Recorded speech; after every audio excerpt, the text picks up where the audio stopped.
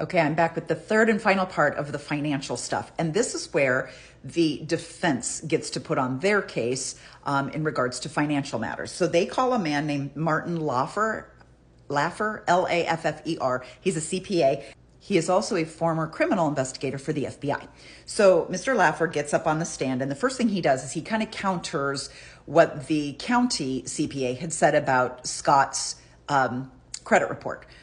I had said in an earlier video, we showed the credit report, and there was some credit card spend, right? There's like $20,000 on this one card. And this witness testified that he felt that that was the credit card that Scott put the bulk of his trade core work stuff on. So if he traveled, airline tickets, hotels, meals, maybe even, I don't know if he does this, but maybe does he need to buy any like product or marketing or anything like that, it would be put on the credit card and then he would submit for reimbursements. This man said that there was no reason to believe that Scott was defrauding the company in any way. And as he looked at some of the expenses, he didn't see anywhere where he thought Scott was putting stuff on his expense account that wouldn't have been true company expenses like roses for Amber or anything like that. So he didn't really feel like that was the credit card, and that was why there was so much on it, was because that was the one that Scott used for company purposes, and maybe he just didn't submit expenses that often. But once you do, the balance goes way down and then it goes back up and it goes back down. That's kind of how corporate cards work. He felt that they were living within their means, and I'm going to show you kind of an earnings and payment statement in a minute. And he did say that they were spending less than they were making. This is one of the defense exhibits that they put into the evidence, and you can kind of see it's broken down. It has Scott's salary and then like any type of mileage or any reimbursement that he gets. So total is $6,400. Okay. Now, there's estimated monthly obligations. So if you go through this, mortgage, car payment, food, utilities, those kinds of things. So all this comes down here. The cell phone bills, they do have in here, you see right here, country club monthly fees. He and Lacey joined the Modesto Golf Club in December. This came out to be $390 a month. They added that in. So total expenses is about $3,000. And then you kind of add in these additional stuff. So they're paying about $750 a month in credit card payments.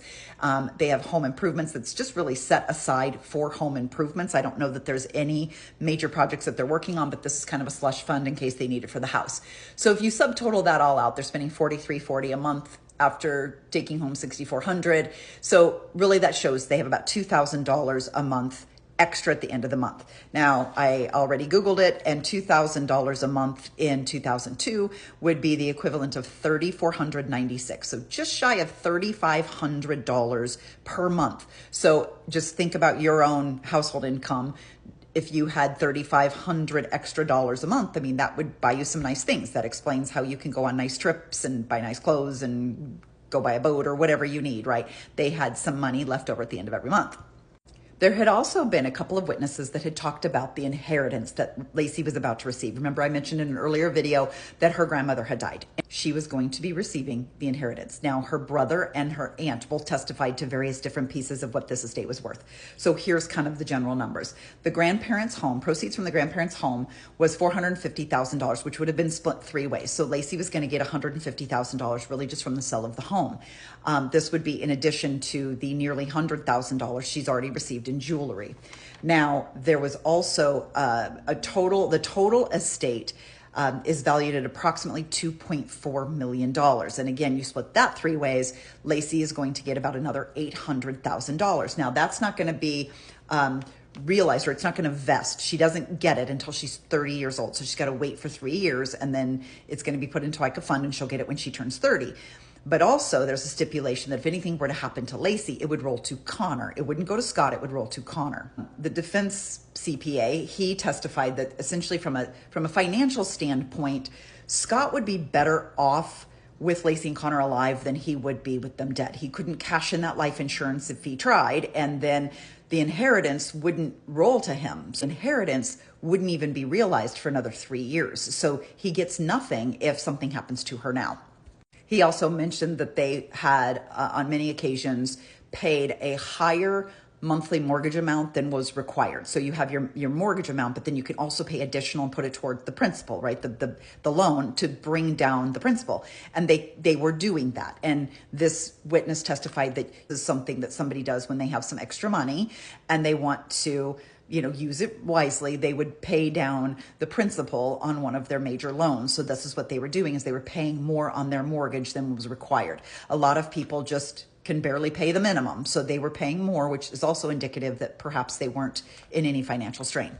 There remains questions about the selling of the car. So Scott has said, and this is what the defense swears to, that the police had confiscated Scott's truck and he still needed to work and he needs to haul around things in the back of a pickup truck.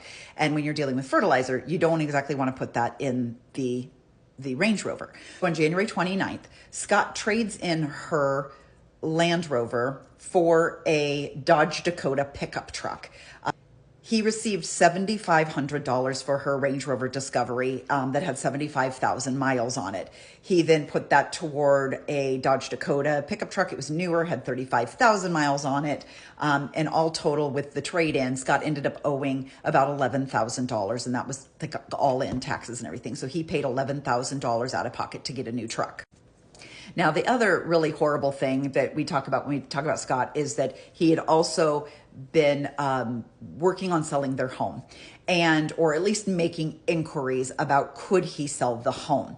And that feels like he's trying to kind of close the book, move on, be done with her. She's only missing at this point. What's he doing? So that is icky. Now, there were a couple witnesses that came up on both sides. So for the defense, they had said that this was not a new concept, that it was Lacey who had actually contacted a realtor the previous April and just inquired about the possibility of looking at new homes. Both her brother and I don't know if it was her mom or Scott's mom, but they testified, they were asked in court about them wanting a new home. And they both said yes. Scott and Lacey had talked about getting a bigger house, one closer to the water, because they were quite a deal inland. They wanted to be closer to the water. And they were looking at moving maybe closer between Modesto and San Diego, like halfway in between point. So they had openly discussed wanting to buy a new home. Now, Scott swears that the only reason he was doing it at this time was because when Lacey is found, which is kind of something he kept saying, when Lacey returns, he didn't want her to have to return to this home. That's his testimony. That's fucking ugly. I don't know if I believe that at all, but that was kind of what his story was.